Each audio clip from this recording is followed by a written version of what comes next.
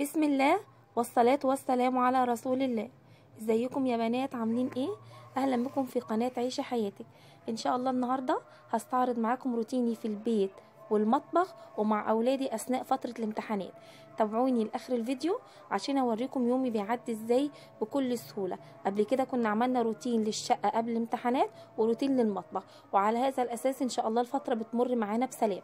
عملت النهاردة حاجات كتيرة وفي نفس الوقت هتوفر عليا بعد كده الكفتة الجميلة دي. لو عايزين تعرفوا عملتها ازاي تابعوا الفيديو بالتفصيل. هوريكم روتيني في البيت ومع اولادي وفي كل حاجة يا بنات.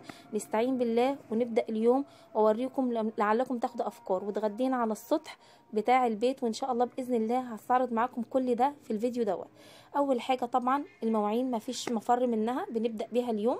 خلاص هوريكم كل حاجة بالتفصيل يومي بيمشي ازاي. ممكن تشوفوا الفيديو مثلا عدى عليكم احداث كتيرة، لكن هو منتهى السهولة عدى عليا مواعين بسيطة وخفيفة.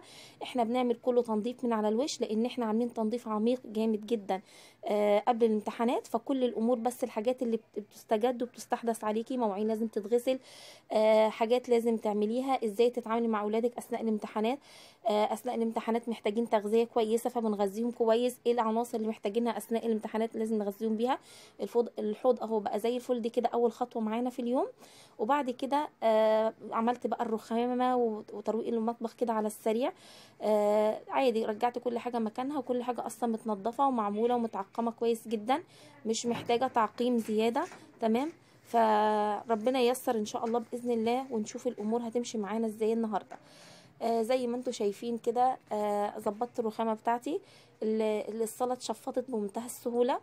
تمام. عائشه خلصت الامتحانات وهي اللي بتعمل، على فكره عائشه مش انا. عائشه اول واحده خلصت الامتحانات عندي.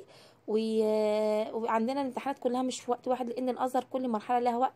حطيت ذره في الغسيل، ناس كتير سالتني نغسلها اللي هو بتنظف ولا لا. ايوه بتنظف يا بنات، بتنظف جدا جدا، بس مرهقه شويه في الغسيل ولكن بتنظف. عملنا ايه بقى الغدا النهارده؟ الغدا بتاعنا كنت عامله على السريع كده سمك مشوي، واكلنا رنجه معاه عشان اللي ما بياكلش ده ياكل ده. عملت رز حبايه وحبايه اللي انتوا عارفينه كلكم. وبعد كده علشان ما اخدش مجهود في تنظيف البيت، بعد ريحه السمك والحاجات دي بيكون في ريحه خاصه لو كان السمك مشوي عفوا. فانا يا بنات عملت ايه؟ خدنا الغدا وطلعنا على السطوح اكلناه فوق. تمام. ده بيوفر عليا كتير جدا مواعين زي ما انتوا هتشوفوا دلوقتي، وبيوفر عليا تنظيف مطبخ وزفارة وحاجات كده في البيت. احيانا بنحب نعمل مع السمك رز اللي هو بالبصل، واحيانا مع السمك المشوي بنحب مع افضل اللي هو الرز حبة وحبة. جربيه بيكون جميل جدا جنب الاسماك النوع الرز ده. تمام. ده كده انا عملت الرز. هعمل ايه؟ هاخد حلة الرز زي ما هي هيلة هيلة على صينية والطباق، وهنغرف فوق على السطح، ونتغدى بقى في الشمس كده، ويبقى تغيير جو للاولاد. ناخد فيتامين دي كده، او اللي هو عشان الكالسيوم بقى والحاجات دي. وبرده السمك مهم جدا اثناء فتره الامتحانات علشان الاوميجا 3 والتركيز عشان الاولاد. فحاولي تعملي مرتين سمك ولا حاجه، لو فتره الامتحانات عندك طويله اعملي سمك. فاحنا عندنا رنجه هنا، طبعا مش كل ده هتتاكل، هي لسه مشريها هناخد منها، والباقي هبقى اشيله في الفريزر. تمام. وسمك مشوي زي ما هو، ما غرفتوش في حاجه، زي ما هو في الطبق بتاعه. وطلعنا على السطح كده في الشموسه اتغدينا. بعد كده لما تيجي ولادك يقعدوا يذاكروا اهتمي بيهم. ده عصير لبن بموز. حاولي تديهم اي حاجه تحفزهم وتحسسهم ان هم مش قاعدين في معسكر، يعني ان هم ايه، حابين المذاكره. طيب اليوم بتاعنا خلص، وعملت المطبخ واتغدينا وذاكرنا مع الاولاد. طب ما تيجوا بقى ان انا اطبخ طبخه تقضيني مثلا تقضيكي يومين في الامتحانات. لو عملت طبخه تقضيكي يومين، او تقضيكي حتى اثناء الامتحانات وبعد كده تشيليها في الفريزر، بتوفر عليكي وقفه في المطبخ. ايه هي الطبخه دي؟ الطبخه دي هعمل كفته بالرز. الكفته بالرز سهله جدا، بس انا هعملها بطريقه ممكن تستغربوها شويه. انا بضيف فيها اضافات بس جميله، وهتشوفوها معايا بالتفصيل يا بنات. انا حاسه هي دي الطريقه اللي هتعتمدوها بعد كده ان شاء الله. طريقه سهله جدا وبسيطه، وطعمها بيكون خرافه. عندك اللحمه المفرومه على حسب ما انت عايزه، كيلو او نص كيلو. وبحط بفرمها بره البيت مش في البيت. بحط البصل على الثوم على البقدونس، ما بحط الشبت عشان ما تسودهاش. وبعدين الثوم، وبعدين بحط ملح وفلفل اسود وكمون طبعا. وكزبره، كتري بقى الكزبره الناشفه جدا لانها بتحليها قوي، يعني حطي كزبره ناشفه كتير. تمام. بوديهم للست جنبنا بتعملهم في المكنه عندها. بودي الخضار لوحده في علبه، وبودي الرز المنقوع، نقع الرز طبعا. قعدت مثلا اكتر من 8 ساعات منقوع. تمام. عاملاه برضو في علبه لوحده. هتحطي اللحمه لوحدها، هتحطي كل المكونات، ما تحطهاش على بعض، انت هتحطي كل مكون لوحده لو انت هتفرميها بره البيت. تمام. الله. فانت كده تحطيها على بعضها، وبعد كده لما توديها تخلي اللي هيعملها لك، سواء كان الجزار، الجزارين احيانا بيعملوها، قولوا له عايزاها تكون ناعمه قوي. تمام. زي ما انتم شايفين حطيت اول حاجه الخلطه اللي هي البقدونس والحاجات دي على بعضها، واللحمه لما بعملها بحط عليها شويه فلفل اسود. شايفين الفلفل الاسود ده؟ بحط على اللحمه نفسها شويه فلفل اسود. هتحطي لو كيلو لحمه حطي عليه كيلو الا ربع رز، لو نص كيلو لحمه حطي عليه حفان كده بس بايديكي كده ايه رز. ده كده المعيار بتاعي. خلاص. ده كده اول مكونين كده معانا. وبعد كده هجيب ايه، هجيب الرز احطه برضو ايه في علبه لوحده. تمام. طبعا انا مفرضاه على صينيه علشان يكون اتصفى. اولا حطيته في مصفى عشان ينزل كل ميته، وبعد كده فردته على صينيه عشان ينشف اكتر، عشان توديه عند المفرمه، او لو هتعمليه في البيت يكون الرز ناشف عشان ما يعجنش معاكي في الكفته، لازم يكون ناشف قوي. تمام. ممكن لو حتى عندك حاجه قطن كده حاولي تحطي الحاجه القطن دي ويمتص معاكي الموضوع ده. دي كده يا بنات الكفته جهزت معايا على العمال. شوفوا بقى الحاجه الغريبه اللي بعملها، بعمل معاها مكرونه. المكرونه بتمسكها قوي يا بنات، بتخليها تشوفوها دلوقتي معايا لما بعملها، ولما بقليها بتبقى تحفه.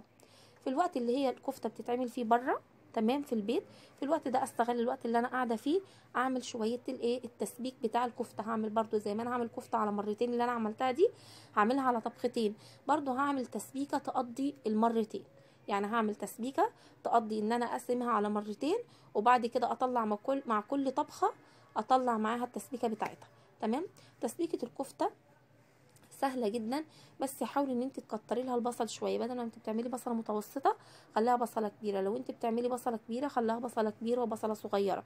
يعني البصله بتاعه الكفته لما تكون اكتر شويه من البصل من التسبيكه العاديه بتكون طعمها افضل. وطبعا باجي شويه توم صغيره، فصين او 3، لان اصلا كده كده الكفته فيها فيها توم، فبحط شويه توم صغيرين برضو مع البصله، بيديها نكهه جميله جدا لما تيجي تطبخيها. خلاص. دلوقتي طبعا هسيبها توصل لدرجة كده معينة هوريها لكم. يعني لسه عايزة كمان شوية، هي كمان درجة كده احمر من كده شوية، وبعد كده هحط عليها الطماطم واسيبها تتسبك بقى براحتها. لما تتسبك ان شاء الله باذن الله هيكون الكفته جت من بره. هبدا اعملها واحمرها واوريها لكم برضو بعملها لغايه في التفصيل عشان تشوفوا شكلها.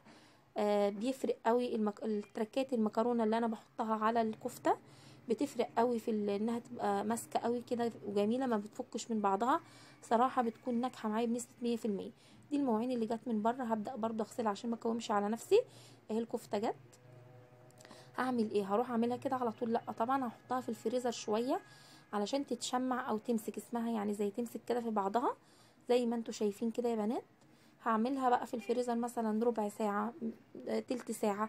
تمام. هكون مثلا غسلت شويه المواعين دول كده، وبعد كده هقعد اصبعها معاكم بكل سهوله، وبتبقى شكلها ظريف كده وماسكه نفسها وما بتكونش فكه. تمام. قعدنا بقى كده على الارض عملناها بمنتهى السهوله. لما بيبقى في حاجه زي كده ما بحبش اعملها على كرسي، بحب افرش على الارض كده واقعد بقى. لو حد زيي يقول لي بقى في الكومنتات، لما يبقى محشي حاجات من دي بحب افرش كده على الارض واعملها. بص طبعا شويه الزيت دول مهمين جدا، مع ان انا بسم الله ما شاء الله الكفته بتاعتي ماسكه. هوريكم دلوقتي ما بتعملش اصلا علامه في ايديا الكفته الناجحه، يعني لما تيجي تمسكيها في ايديكي ما تسيبش علامات في ايديكي كتير، تبقى بصوا ما فيهاش اي اصلا علامات زي ما انتوا واخدين بالكم كده. عملت الكميه كلها وهنقليها مع بعض برضو. اوريكم دلوقتي الحته الباقيه في الاخر، ولا هي سايبه اثر في الطبق ولا سايبه اثر في ايديا، دليل على انها ماسكه نفسها. شايفين ما شاء الله بالمقادير المظبوطه زي ما بقول لكم. كيلو كفته كيلو لحمه كيلو الا ربع رز. في ناس بتعمل نص على نص، كيلو على كيلو، الكميات بتكون متساويه. انتوا شايفين الايديا ما طلعش فيها اي حاجه، دليل على انها فعلا كفته كويسه. هتشوفوا دلوقتي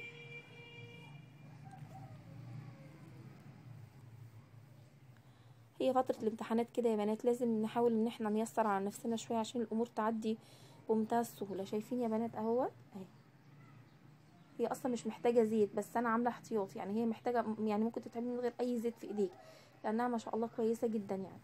وهنا كمية الكفتة اللي انا عملتها، وكان في كمية صينية تانية صغيرة، ده كله هقليه وهتعمليه على مرتين او على 3 على حسب افراد اسرتك.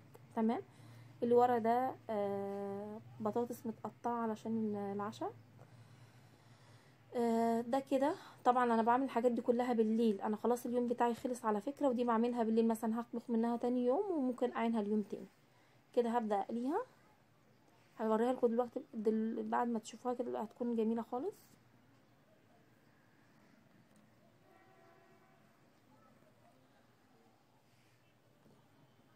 دي طبعا التسبيكة خلاص خلصت، هبدأ اقسمها على 2.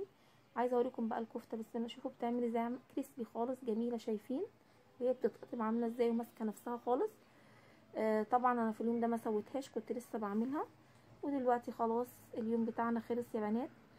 بروق بقى كل حاجة، ارجع كل حاجة مكانها، بشطب مطبخي، ببيته نضيف علشان مش يبقى تاني يوم الدنيا معبوكة عندي. يا رب تكونوا استفدتوا مني حاجة النهاردة، ويكون الروتين عجبكم يا بنات، وتكونوا استمتعتوا معايا.